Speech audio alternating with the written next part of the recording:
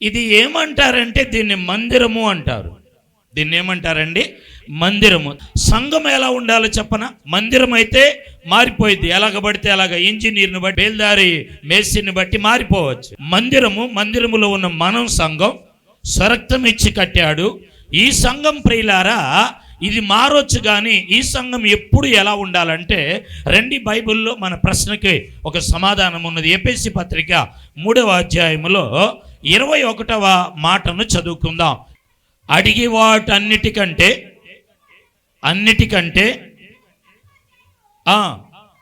దేవునికి క్రీస్తు యేసు మూలముగా సంఘములో, క్రీస్తు యేసు సంఘములో యుగయుగాలు తరతరాలు మహిమ, సదాకాలము మహిమ కలగాలి. సంఘం మందిరం మారొచ్చు, ఎలాగైనా ఇంజనీర్ ప్లాన్ ప్రకారంగా మారొచ్చు. మందిరములో ఉన్న విశ్వాసులు ఉన్నారే, సేవకులు ఉన్నారే, వీళ్ళు తరతరాలు యుగయుగాలు వారు ఏం చేయాలంటే వారు దేవునికి మాత్రమే ప్రియులారా మహిమ తీసుకురావాలి. స్తోత్రం, హల్లెలూయా. దేవుని సంఘములో ఉన్న మనం ఎలా యుగయుగాలు ఆయన రాకడలో మనం ఎలా మహిమపరచాలన్నది అపోస్తలుల కార్యము 17వ అధ్యాయము 11వ మాటను చదువుకుందామండి. ఈ దశలోనికలో ఉన్నవారి కంటే గనులైన వారై ఎక్కడ దశలోని ఆ పై వచనములో మనం చూస్తాం. పై వచనం 10:9 ఉంటుంది ప్రియులారా. వాళ్ళ సంఘాలన్నీ తిరుగులోని వస్తూ ఉంటే ఆ సంఘం దగ్గరికి వచ్చిన తర్వాత వాళ్ళు ఏమని మాట్లాడుతున్నారంటే బైబిల్లో 10లో అంటాడు, వెంటనే సహోదరులు రాత్రివేళ పౌలు శీలలు బెరియాకు పంపించిరి. వారు వచ్చి యూదుల సమాజ మందిరములో ప్రవేశించి సంఘం.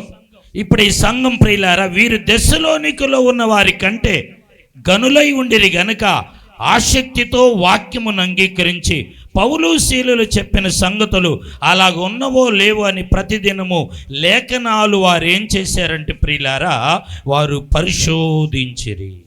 స్తోత్ర, గట్టిగా స్తోత్రాలు చెల్లిద్దామండి. అంటే ప్రియులారా సంఘములో ఏమి ఉండాలి అంటే దేవుని వాక్యములు మనం చూస్తున్నాం కదా, దేవుని వాక్యం ఉండాలి. సంఘములో ఏముండాలి?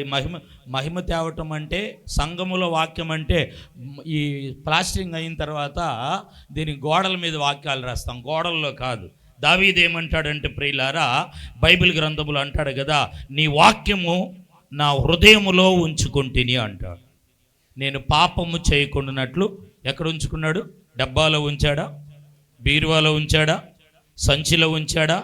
పర్సులో ఉంచాడా? చెప్పాలి. ఏమండి, పర్సులో ఉంచాడా? ఎక్కడ ఉంచాడు అంటే నేను పాపము చేయకుండానట్లు నా హృదయములో ఏమన్నాడు? సంఘములో ఉన్న మనము సంఘముగా ఎత్తబడాలి అంటే మన హృదయము వాక్యం ఉండాలి. అప్పుడు సంఘములో ఉన్న మనం ప్రియులారా దేవునికి యుగయుగాలు ఏం చేయగలుగుతాం? మధ్యాకాశంలో ఎత్తబడినప్పుడు మన హృదయములో వాక్యం ఉంది కాబట్టి ఆయనకు మహిమ వస్తుంది, ఎదుర్కోగలుగుతాం. సంఘము మధ్యాకాశంలో ఎత్తబడిన తర్వాత ఈ సంఘస్థులు ఏం చేశారంటే వాళ్ళు పౌలు శీలలు వాక్యం చెప్పిన తర్వాత అసలు అలాగ ఉందో లేదోనని ఆ తర్వాత వాళ్ళు ఏం చేస్తున్నారంటే పరిశోధిస్తున్నారంట. ఇప్పుడు మనం ఏ వాక్యం అయితే వాక్యం వింటాం, ఎవరు ఏది చెప్తే అది వింటాం. ఏమండి, ₹1,00,000 ఇల్లు కడతాం, 50 లక్షలు ఇల్లు కడతాం. ₹1,00,000 ఇల్లు కట్టి ఇంటి ముందు ఒక చెప్పు కడతాం. 50 లక్షలు ఇల్లు కట్టి ఒక ముళ్ళు తీసుకొచ్చి కడతాం. కట్లా ఒక కొబ్బరి కాయని కడతాం. గుమ్మడికాయ కట్టాడు, నీరు కారుతా ఉంది, ఇల్లు ఫస్ట్ క్లాస్గా ఉంది. లోపలికి వెళ్ళే వాళ్ళకి వచ్చే వాళ్ళకి బోడి చేస్తుంది, ఆ గుమ్మడికాయలో నుంచి నీరు కారుతా ఉంది.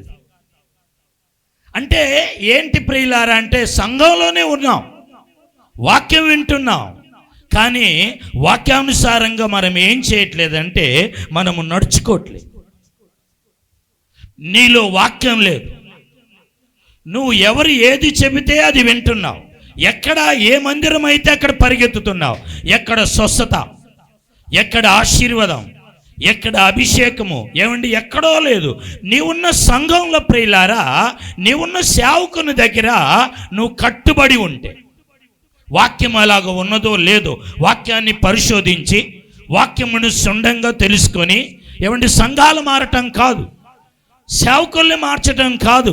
నువ్వు పరిశోధించుకొని వాక్యానుసారంగా కనుక నడుచుకున్నట్లయితే వాక్యం అంటుంది 138 కీర్తన 2వ వచనములో ఏమని రాయబడిద్ది అంటే బైబిల్లో, ప్రియులారా, నీ వాక్యము నన్ను గొప్ప చేసింది. స్తోత్రం చెప్పండి, గట్టిగా స్తోత్రాలు చెల్లిద్దాం. నా ప్రియ సహోదరి సహోదరులారా, ప్రాంత నివాసులారా, పండగకి వచ్చిన దేవుని బిడ్డలారా, ఈరోజు మీ కుటుంబాల్లో గొప్ప కార్యాలు, పెద్ద కార్యాలు జరగలేదు అంటే, నిబిడలకు ఉద్యోగాలు, సొంత గృహాలు, చదువుల్లో, ఆత్మీయ స్థితిలో మీరు ఎదుగుదల లేకుండా ఉన్నారు అంటే మీలో వాక్యం లేదు. ఇక్కడ ఏమన్నాడు 138వ కీర్తన 2వ వచనంలో, అంతటికంటే నీవిచ్చిన వాక్యము ఏం చేసిందంట?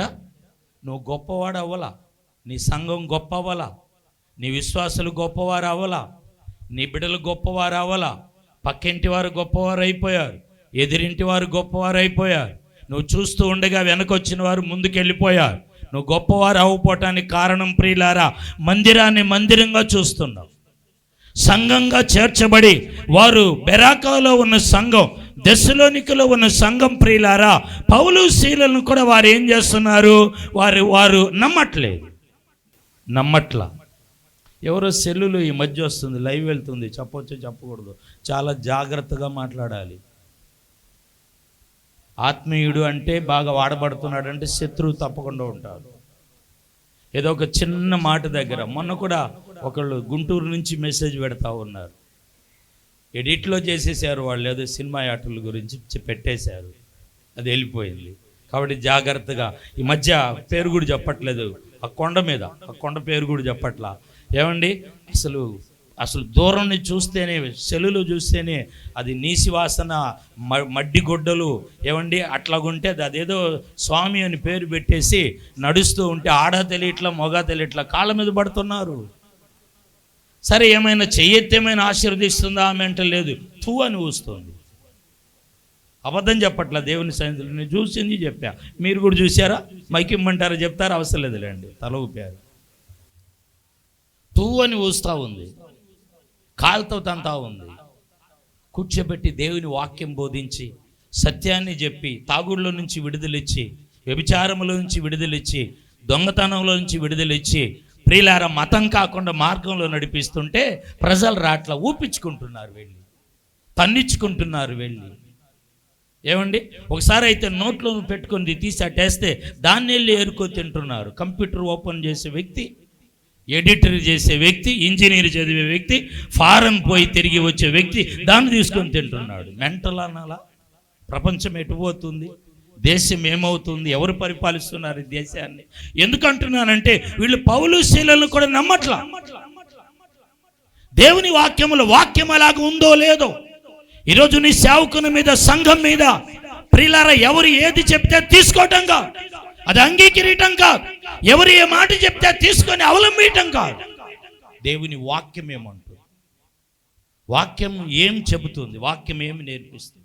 దేవుని వాక్యములో మనం చూస్తున్నాం, ప్రియులారా, బైబిల్ గ్రంథములో నుండి వారు దేవుని వాక్యం అంటే ఈ సువార్త మాకు అప్పగేయటానికి, ఈ వాక్యం మేము బోధించటానికి, ఈ వాక్యాన్ని మేము అంగీకరించటానికి, మొదటి దశలోనికి రాసిన పత్రిక 2:4 అనుకుంటాను, మేము యోగ్యులము అంటాడు. ఆమెను చెప్పండి అందరూ. ఈ సంఘములో సమకూడిన మనం, ప్రియులారా, మనము ఈ దేవుణ్ణి అంగీకరించిన మనము అయోగ్యులం కాదు, మనము యోగ్యులం. ఈ సేవ చేయటానికి యోగ్యులం, ఈ దేవుణ్ణి అంగీకరించటానికి యోగ్యులం, ఈ బైబిల్, ప్రియులారా, తీసుకొని వెళ్ళటానికి మనం యోగ్యులం. ఈరోజు యేసు ప్రభువాన్ని సొంత రక్షకునిగా అంగీకరించి సాక్ష్యం ఇవ్వటానికి మనం ఎవరమై ఉన్నామంటే మనం యోగ్యులం. స్తోత్ర స్తోత్ర. ఈ వాక్యం, ప్రియులారా, బ్రతికిస్తుంది, ఈ వాక్యం నడిపిస్తుంది, ఈ వాక్యం పోషిస్తుంది, ఈ వాక్యం, ప్రియులారా, కార్యసాధనాన్ని కలిగిస్తుంది. సంఘంలో ఉండాల్సింది అంటే, మనలో ఉండాల్సింది ఏంటంటే వాక్యం.